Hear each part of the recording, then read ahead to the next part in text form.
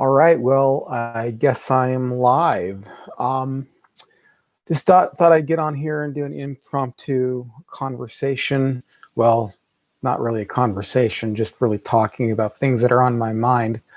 And decided to get on here and do it because I was just recently talking with a friend of mine, and we were talking about how we get tired of politics. Whatever, you get tired of politics sometimes, as far as in the martial arts world.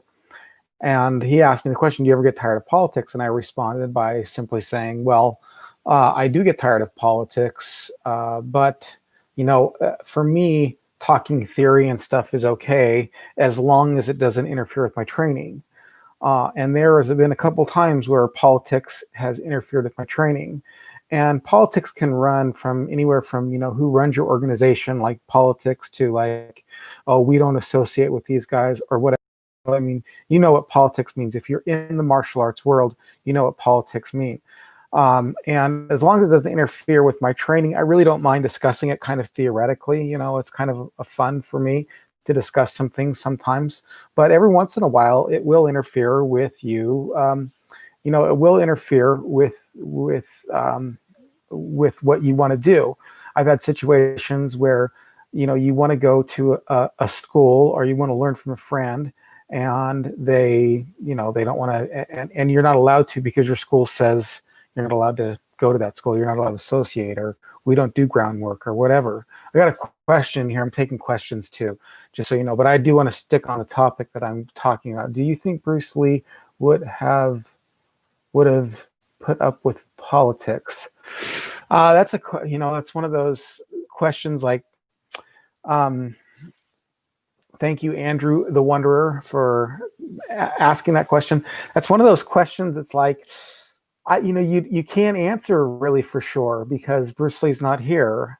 The question that I would ask is, do we know people who are around during that time, and did Bruce Lee discuss politics or deal with politics in any way?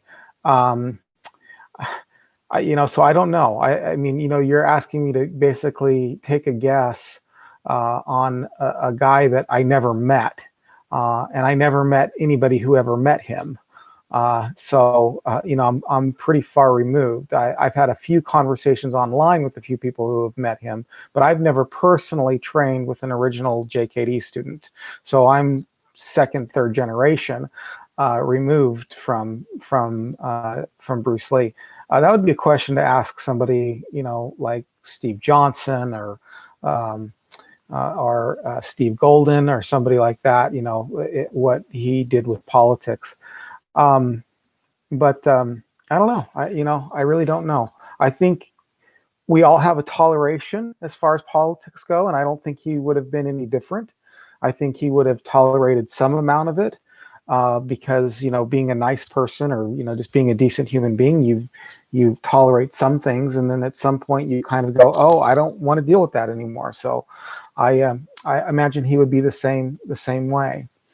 But one of the things that bothered me and did interfere with my training is the idea that everybody's doing it wrong, but me, but us, but our exclusive group. Everybody is doing it wrong, but us. And of course, everybody's going to believe that in some way. It really depends on how high your fence is around your beliefs and around your school, So I picture it, obviously, like, for example, I do JKD because I like it and I think it's effective, and it ticks off all the boxes as a martial arts student that I want to do, that I want to accomplish in my life. But my wall in which I reach past and look at other people is kind of low for me. I consider it kind of low, where some people the wall is super high. And me and the friend that I was talking with, we both came from a school, both in it for years, for many years, that was super high, that the wall was, you do not even train with other people with outside if it's not approved of. You don't even train with other people if it's not approved of. And it was a Wing Chun school. And it wasn't just that only Wing Chun was the way to go. It was our school of Wing Chun was the way to go. Our branch of Wing Chun was the way to go. And anything past that particular branch was a high, high wall. Even cousins, even like siblings, like people who were in our Sifu's same class, he didn't like us working out with them unless it was an approved setting, like a seminar or something like that.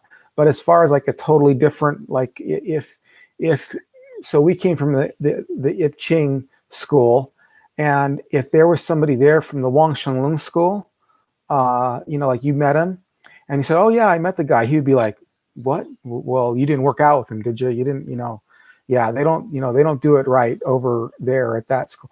So the walls can be pretty high, and it can interfere with your training, and that's what really bothers me. Well, where does this mentality come from, and why? And everybody has a wall to some degree, like I said, because you're doing the style you're doing because you like it. It ticks off the boxes that you think are appropriate for your training goals. But where does that wall come from? Well, the one factor is some people are doing it wrong. I mean, that's the truth of the matter. Some people are doing it wrong. That's all there is to it. But what's your level of compassion? What's your level of grace towards the other person? Are they really doing it wrong? So there are some people who are doing it wrong. I would say that. I would say that there are some errant forms of Wing Chun, for example, that are doing, for example, Chi Sao wrong. Good day to you, ARC 3075. Thank you for attending. You have any questions, go ahead and type them in. I'd be happy to ask. And so there are times where you'd say, and you would encourage your students and even yourself not to study with that because you believe that it would make you it wouldn't make you better. It wouldn't improve anything. So you would say, well, don't study with that. I will probably make a lot of people upset here by saying this, but quite honestly, I am not a big fan of the way William Chung does Chi Sao. I find his more circular motion and his super high Bong Sao to be incorrect. Okay. Would I forbid a student of mine from training with him? I would not, but I would highly discourage it, especially if he really wants to learn Chi Sao. I would highly discourage it. I would say, yeah, if you go over there and you do that, then you have a chance of lowering your Chi Sao level. Now, if you go over there just to work out or something, or just see what it's all about, I mean, that's fine. I could care less. But if you almost like if you go over to study it, to look at it, that's one thing. But if you go over there to ingest, that's another. So it's almost like it's good to study, rat poison to understand the chemical makeup of rat poison and understand what it is. But it's horrible to eat it. It would be bad for you to eat it. So it depends on what level that person is going to another school in order to train. Are they going over there to, just to kind of look at it and see what they have and maybe challenge themselves and see, look for opportunities like that? Are they really going over there to be a participant in that school, to really digest what it is the other person is teaching them? So that can cause some damage as far as that's concerned. So really it would be just a level. But the other thing is I think it gets petty. I've actually seen and heard people, at least on several different occasions, this is even in JKD, where two people who both learned from Bruce Lee, call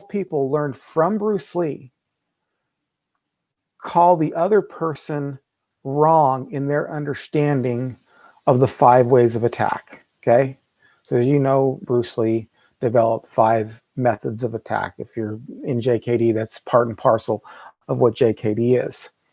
But I have seen people who learned from Bruce Lee himself, both people say the other person's wrong because they understand single direct attack as single angle attack, and the other one understands it as single direct attack.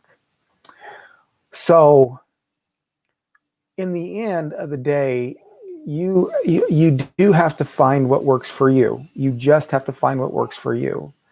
You have to go to a school and be the kind of teacher where you allow your students a certain amount of leeway to go and test themselves against other schools, but also to remain loyal to you as a Sifu.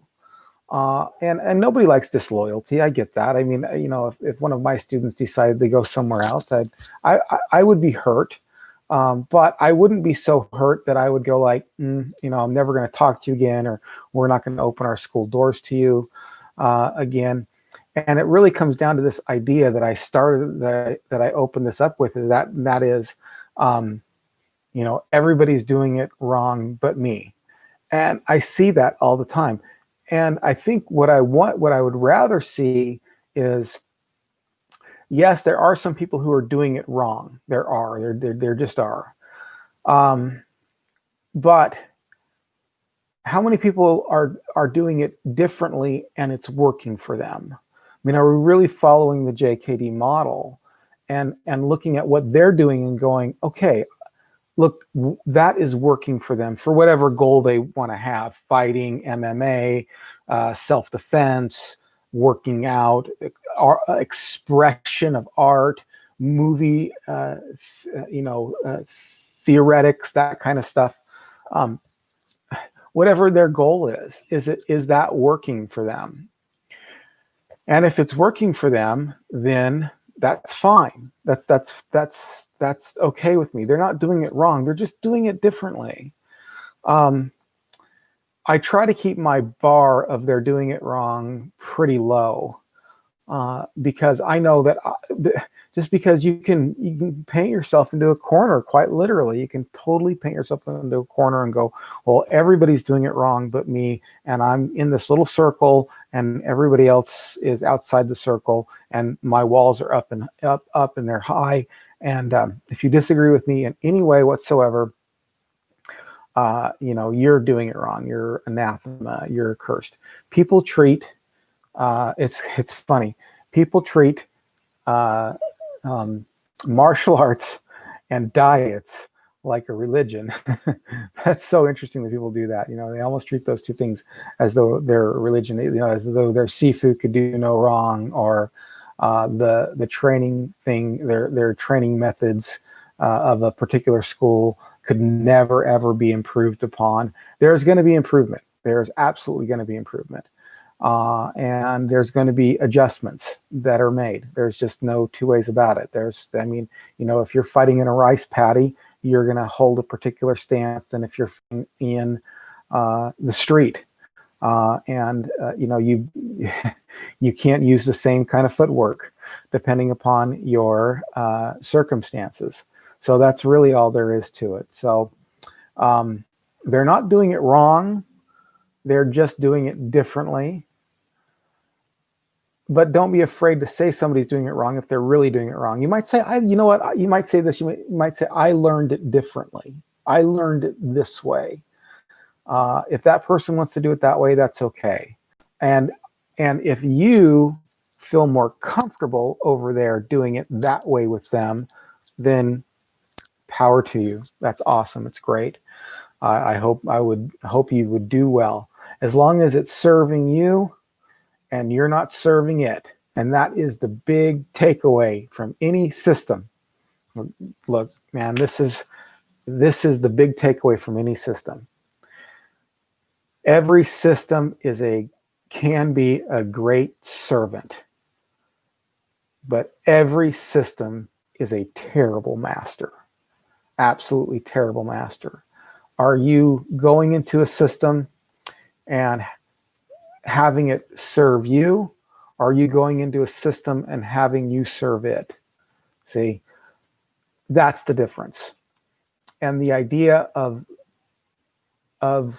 going into a system to be its servant is just slave mentality, man. It's just get out of it. It's cult mentality. Don't do that. All right. Well, that's it for today. I think my wife was trying to come in. I was shooing her out of the room. I was like, I'm recording here. Anyway, unless there's any other questions, thank you for watching. I know there's a few of you popped on, a few of you popped out, but I appreciate your questions and saying hi, and take care. We'll talk again soon. And we're going to do Empty Cup Podcast. And another thing that I want to announce is I'm starting some JKD tutorials. So it's going to be JKD A to Z.